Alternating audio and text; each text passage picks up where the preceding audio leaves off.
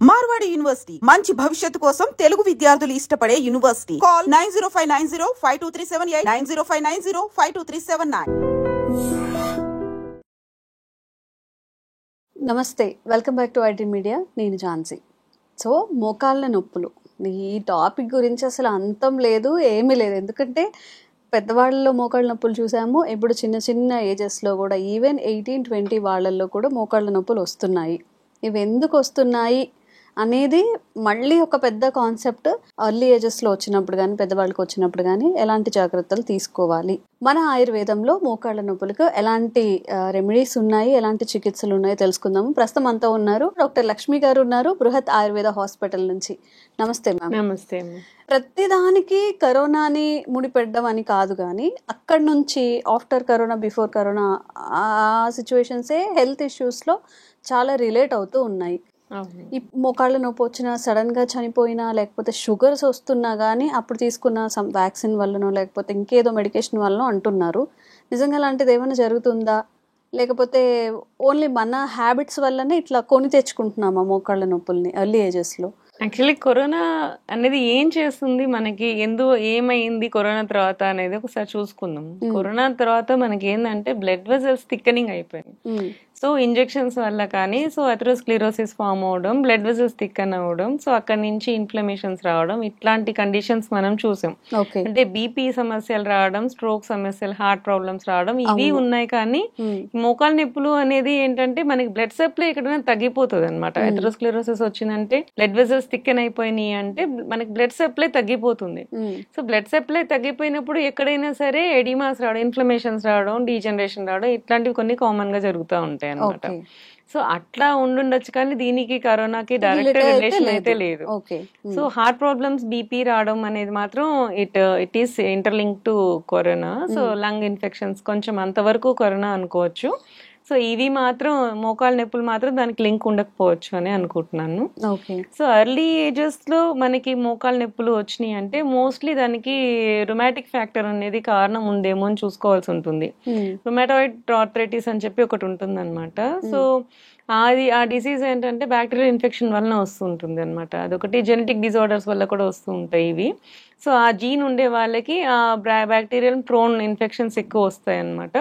So అట్లాగా rheumatic fever రావడం, దానివల్ల మళ్ళీ మోకాళ్ళ నొప్పులు వచ్చి రుమాటాయిడ్ ఆర్థరైటిస్ రావడం, ఇట్లాంటివి జరుగుతుంటాయి ఎర్లీ ఏజెస్ లో. వీటి వలన మనకి మోకాళ్ళ నొప్పులు వస్తుంటాయి. అది ఏంటంటే వాపు బాగా కనపడుతుంది వాళ్ళకి, చిన్నపిల్లలకి. ఒక 20-25 years వాళ్ళకి కాళ్ళు వాపు, రెడ్నెస్ కనపడడం, చెయ్యి మనం పెడితే కూడా ఫీవర్ మనకి వచ్చినప్పుడు ఎలా ఉంటుందో అలాంటి వేడిగా అనిపిస్తుంది జాయింట్ దగ్గర కూడా. సో అట్లాంటివి ఉన్నప్పుడు అదే ఒకటి. ఇంకొకటి కాజ్ ఏంటంటే చిన్న పిల్లల్లోనే ఆర్థరైటిస్ రావడానికి కారణం ఏంటంటే gouty arthritis. So gouty arthritis ఏంటంటే ఎక్కువ ఆల్కహాల్, హై ప్రోటీన్ రిచ్ తీసుకోవడం. జనరల్ గా ఆల్కహాల్ తీసుకున్నప్పుడు రెడ్ మీట్స్ ఎక్కువ తీసుకుంటూ ఉంటారు, మీట్ ఎక్కువ తీసుకుంటూ ఉంటారు. ఇలాంటి వాళ్ళు వాటర్ ఎక్కువ తీసుకోకపోవడం, ఈ రెడ్ మీట్స్ వల్ల ఏమైతుందంటే యూరిక్ యాసిడ్ లెవెల్స్ ఎక్కువ వస్తాయి బాడీలోకి. ఈ యూరిక్ యాసిడ్ లెవెల్స్ ఎక్కువ వచ్చినప్పుడు అవి జాయింట్స్ లో డిపాజిట్ అయిపోతాయి. ఆ జాయింట్ డిపాజిట్ అయినప్పుడు అవి ఇన్ఫ్లమేషన్ వస్తుంది, అక్కడ వాపు తెప్పిస్తాయి అనమాట. అట్లా కూడా జాయింట్ ఆర్థరైటిస్ వస్తూ ఉంటాయి. దాన్ని గౌటీ ఆర్థరైటిస్ అంటారు. ఇవి రెండు కాకుండా వచ్చేది ఆస్టియో ఆర్థరైటిస్. ఆస్టియో ఆర్థరైటిస్ అంటే ఏజ్ పెరిగే కొద్దీ మనకి బోన్స్ మధ్యలో ఉన్న గుజ్జు తగ్గిపోవడము, ఈ బోన్స్ అరిగిపోవడము, ఇట్లాంటి వాటి వల్ల వచ్చేదానికి ఆస్టియో ఆర్థరైటిస్ అంటారు. సో ఇలా డిఫరెంట్ కైండ్స్ ఆఫ్ ఆర్థరైటిస్ ఉంటాయి. సో ఎవరికి వచ్చింది, ఎందుకు వచ్చింది, ఎలా వచ్చింది, దాన్ని బట్టి వాళ్ళకి ట్రీట్మెంట్ చేసేది అనేది ఉంటుందన్నమాట. సో జనరల్ గా ఏంటి అంటే మెడిసిన్ లోపలికి మనం ఇంటర్నల్ గా మెడిసిన్ వేసుకుంటూ ఉంటే జనరల్ గా అందరికి సైడ్ ఎఫెక్ట్స్ వస్తున్నాయని చెప్పి చాలా వరకు ఎక్స్టర్నల్ థెరపీస్ మీద చాలా వరకు పోతూ ఉన్నారు. సో ఆయుర్వేదంలో అట్లాంటి ఎక్స్టర్నల్ థెరపీస్ ఏమన్నా ఉన్నాయా, ఇవాళ అవి చూసుకుందాం. సో మెడిసిన్ వేసుకోకుండా పైన మనం ఏది చేసుకుంటే, ఏదో మెడిసిన్ కానీ ఏదైనా ఫుడ్ లో చేంజెస్ కానీ అట్లా ఏం ఎక్కువ చేసుకోకుండా మనకి పెయిన్స్ తగ్గించగలగమా, పైనుంచి ఎంతవరకు చేసుకోగలం అనేది మనం ఇవాళ చూద్దాము.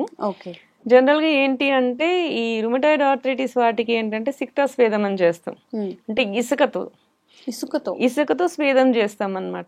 మనకి బయట కోరా క్లాత్ దొరుకుతుంది, కోరా క్లాత్ ఆర్ మస్లిన్ క్లాత్. ఇవి రెండు ఏంటి అంటే వేడిని తట్టుకునే శక్తి ఉంటది అనమాట. సో దీనికి మనము మనము మంచి ఇసుకని జల్లిస్తే ఫైన్ ఇసుక వస్తుంది. దాన్ని పొట్టలి కట్టి, సో దానికి స్పెసిఫిక్ ఆయిల్స్ ఉంటాయి, లైక్ కొట్టం చుక్కాది చూర్ణం, కొట్టం చుక్కాది తైలం అని చెప్పి అట్లాంటివి ఉంటాయి అనమాట. సో దాన్ని మనము స్పెసిఫిక్ ఆయిల్ ని మనం జాయింట్స్ దగ్గర రాసి ఈ ఇసుకతో మనం స్వేదం చేస్తాం అనమాట. అంటే దాన్ని వేడి చేస్తాం పెనం మీద, కొంచెం ఆయిల్ వేస్తాం, ఏరెండు తైలం కానీ కొట్టం చుక్కాది తైలం కూడా దొరుకుతుంది. అలాంటి స్పెషల్ ఆయిల్స్ ఉంటాయి. ఆయిల్ నీసి వేడి చేసి ఈ ఇసుకతో ముడికట్టి చేస్తామో దాన్ని పొట్టలి అంటాం. సో ఆ పొట్టలిని దాన్ని పెట్టి ఆ లోకల్ జాయింట్ దగ్గర మనం చేస్తూ ఉంటాం, మర్దనలాగా చేస్తూ ఉంటాం, ప్రెస్ చేసి పెడుతూ ఉంటాం. సో అదేం చేస్తుంది అంటే లోపల ఉన్న ఇన్ఫ్లమేషన్ ని తీసేస్తుంది, వాపుని లాగేస్తుంది అనమాట. సో అలా చేస్తూ ఉంటాం. ఇది ఒక ప్రాసెస్. ఇంకొకటి, ఆ ఇసుక బదులు మనం పత్ర పొట్టలి స్వేదం అని చేస్తాం. పత్రము అంటే ఏంటి? లీవ్స్. సో దీనికి స్పెషల్ లీవ్స్ ఒకటి ఉంటాయి మనకి. బయట జిల్లేడాకులు దొరుకుతాయి కదా, జిల్లేడాకులు, ఆముదమాకులు, డ్రైవి తీసుకోవచ్చు, వెట్వి కూడా తీసుకోవచ్చు. సో మనం పొట్టలి తయారు చేసుకోవాలి అనుకున్నప్పుడు ప్రతిసారి మనం వెట్వి దొరకకపోవచ్చు కదా, మనం ముందే తీసుకొచ్చి ఆరబెట్టి పెట్టేసుకొని దాన్ని డ్రైవి కూడా తీసుకోవచ్చు. సో మునగాకు, వావిలాకు, అర్క ఫస్ట్, అదే మీన్స్ జిల్లేడాకు, ఆముదమాకు, మునగాకు, వావిలాకు, దత్తూరాకు అంటే ఉమ్మెత్తాకు, ఉమ్మెత్త పూలు. ఇవన్నీ బయట రోడ్ మీద దొరికేస్తాయి మంచిగా, అన్ని ఈజీగా దొరికే ఆకులు ఇవన్నీ. ఇవన్నిటిని మనము ఎండబెట్టేసేసి పొట్టలు తయారు చేసుకోవచ్చు. పొట్టలి అంటే సేమ్ ఇదే, ఈ మస్లిన్ క్లాత్ లో ఇవన్నీ వేసేసేసి ముడి కట్టేసేసి దానికి దారం చుట్టేస్తే పొట్టలే అవుతుంది. మనం జనరల్ గా వెట్టివి తీసుకున్నాం అనుకో, దాన్ని నైట్ నానబెట్టాల్సిన అవసరం రాదు. దాన్ని డైరెక్ట్ గా మనం ఏంటంటే పెనం మీద ఆయిల్ వేసేసుకొని దాంతో మనం పొట్టలి చేసేసుకొని చేసుకోవచ్చు. But when it comes to dry leaves, అప్పుడు ఏం చేయాలంటే ముందు రోజు రాత్రి మనం ఆయిల్ ని తీసుకొని అందులో వేసి పెట్టేసేయాలి. అంటే పొట్టలి చేసేసేయాలి. ఒక గిన్నెలో నూనె పెట్టుకోవాలి. ఏదైతే నూనె మనం అడ్వైజ్ చేస్తున్నాం, లైక్ ధన్వంతరి తైలం, కొట్టం చుక్కాది తైలం, సో ఇట్లాంటివి చాలా ఉంటాయి, సహచరాది తైలము, ఇట్లా పెయిన్ ఆయిల్స్ అనేవి చాలా ఉంటాయి. సో దానికి ఏదైతే స్పెసిఫిక్ గా చెప్పున్నాము అంటే డిసీజ్ ని బట్టి ఒక స్పెసిఫిక్ ఆయిల్ ఉంటుంది. ఆ ఆయిల్ లో ఈ పత్రాలు ఏదైతే చేస్తున్నామో దాన్ని ఆ రోజు నైట్ నానబెట్టేసేయాలి. డబ్బా గిన్నెలో ఆయిల్ వేసేసి ఈ పత్రాలన్నిటిని ఉన్న పొట్టల్ని తీసుకొచ్చి అందులో పెట్టేస్తాం. సో అది నైట్ అంతా దాన్ని ఆయిల్ లో నానుతుంది. సో ఇవి మ్యూచువల్ ట్రాన్స్ఫర్ అవుతాయి. సో యాక్టివ్ ఇంగ్రీడియంట్స్ అనేవి అవి నెక్స్ట్ రోజు మార్నింగ్ ఆ ఆయిల్ తో మర్దన చేసుకొని ఈ పొట్టలిని తీసుకొని పెడితే మీకు దాని ఎఫెక్ట్ చాలా బాగా తెలుస్తుంది అనమాట. ఇది పత్ర పొట్టలి స్వేదం. సో ఇది కాకుండా మళ్ళీ పొడికిజీ అని అంటాం, అంటే పౌడర్ తో చేసే స్వేదాలు అనమాట. సో స్పెసిఫిక్ పౌడర్స్ బయట మనకు దొరుకుతాయి అనమాట. ఈ కొట్టం చుక్కది చూర్ణం కూడా దొరుకుతుంది. కొట్టం అంటే కుష్ట అనేది ఒక ప్లాంట్ అనమాట. సో అది చుక్క అంటే ఏంటంటే మనకి మునగాకు. సో వీటికి మళ్ళీ వేరే వేరే డ్రగ్స్ ఉంటాయి అనమాట. ఆ డ్రగ్స్, ఆ వావిలాకులు పౌడర్, ఇవన్నీ పౌడర్ ఫామ్ లో చేసి ఇస్తారు, అది పొడికిజీ. సో దాన్ని తీసుకొని మనకి జాయింట్స్ ఎక్కడైతే పెయిన్స్ ఉన్నాయో వాటికి చేసేది పొడికిజీ అనమాట. సో దాన్ని పెట్టి చేసుకుంటుంటే వాళ్ళకి తగ్గుతూ ఉంటది అనమాట. సో ఇట్లాంటి రకరకాలు ఉంటాయి. ఇవన్నీ కేరళకి వెళ్ళి మనం చేయించుకోవాలంటే కష్టం అవుతుంది అనుకున్నప్పుడు ఈ ఇంగ్రీడియంట్స్ అన్ని బయట మనకు దొరుకుతాయి. సో ఆకులు, పత్రపుట్టలు మనం ఇంట్లో ఈజీగా చేసుకోవచ్చు. సో దాన్ని మనం ట్రై చేసుకొని కేరళ వైద్యాన్ని మనం ఇంట్లోనే చేసుకోవడానికి అవ్వచ్చు. సో మీకు మంచిగా రిలీఫ్ కూడా వస్తుంది, పెయిన్ ఇన్స్టెంట్ గా తగ్గుతుంది, ఇంటర్నల్ గా తీసుకోకుండా మీకు మజిల్ రిలాక్స్ అవుతుంది. కొంతమందికి ఏంటంటే జాయింట్ బిగుసుకుపోయి మూవ్మెంట్ కూడా రాదు. సో అట్లాంటి వాళ్ళకి సహచరాది తైలం, సహచరం అంటే మూవ్ చేయడానికి పనికి వచ్చేలాగా. సో ఆయుర్వేదం మోస్ట్లీ వర్డ్స్ ఏంటి అంటే వాటికి మనకి ఈజీగా గుర్తు పెట్టుకునేలాగే మనకి చెప్తారు. సహచరం అంటే మనం దాంతో పాటు నడవగలిగే కెపాసిటీ వచ్చేలాగా. సో సహచరాది తైలం అనేది దొరుకుతుంది. సో దాన్ని మనం యూజ్ చేసుకుంటే స్టిఫ్నెస్ వచ్చేసి మూవ్మెంట్ కూడా రాలేని వాళ్ళకి ఈ ఆయిల్ ని కాంబినేషన్ చేస్తాం మనం. ఈ కొట్టం చుక్కాది దాంట్లో సహచరం గురించి కలిపేసేసి దాన్ని మళ్ళీ పెట్టి అప్లై చేసి దాన్ని మళ్ళీ పత్రపుట్టలి స్వేదం చేస్తూ ఉంటే మూవ్మెంట్స్ అనేవి సరిగా మంచిగా అయ్యేలాగా లాగా వస్తుంది అనమాట. ఈ స్టిఫ్నెస్ తగ్గినప్పుడు కొంతమంది బాగా సన్నగా అయిపోతారు. ఎమాసియేషన్ వల్ల కూడా కాళ్ళ నొప్పులు వచ్చేస్తుంటాయి. సన్నగా ఉంటారు, ఉట్టిగా జాయింట్ అన్ని బ్రిటిల్ అయిపోతూ ఉంటాయి. వాళ్ళకి క్షీరవల్ల తైలం కూడా దొరుకుతుంది. సో పేషెంట్ ని బట్టి మనం ఆయిల్ మారుతుంది. మనం వేసే పత్ర పొట్టలియా లేకపోతే ఇది పొడి కీజీనా ఏది అనేది చూసి దాన్ని బట్టి మనం కీలా టైప్ ఆఫ్ ట్రీట్మెంట్స్ మనం చేస్తూ ఉంటాం మనం హాస్పిటల్స్ లో.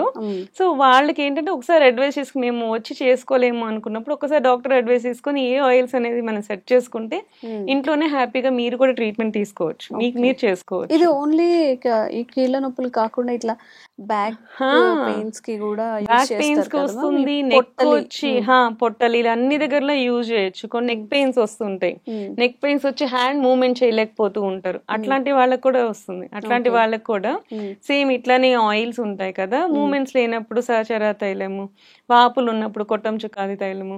సో ఇలాంటి వాటిని యూజ్ చేసి ఇవేదైతే పత్ర పుట్టలి కానీ ఈ పొడి కిజీలు కానీ ఇవన్నీ కూడా యూజ్ చేసుకొని దాన్ని బట్టి మనం ఇక్కడ పెట్టుకోవచ్చు.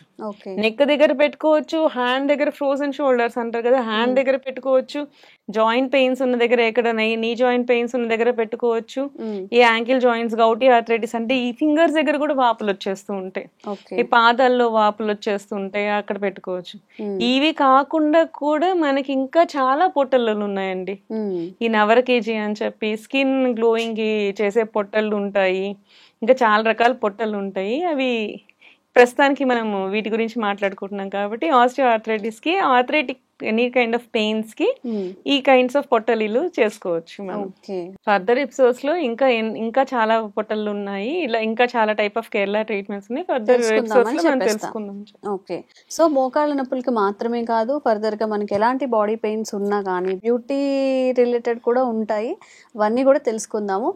మీకు ఎలాంటి ఆరోగ్య సమస్యలు ఉన్నా కూడా కామెంట్స్ రూపంలో తెలియజేయండి, తప్పకుండా వీడియో చేస్తాము. Thank you ma'am. Thank you.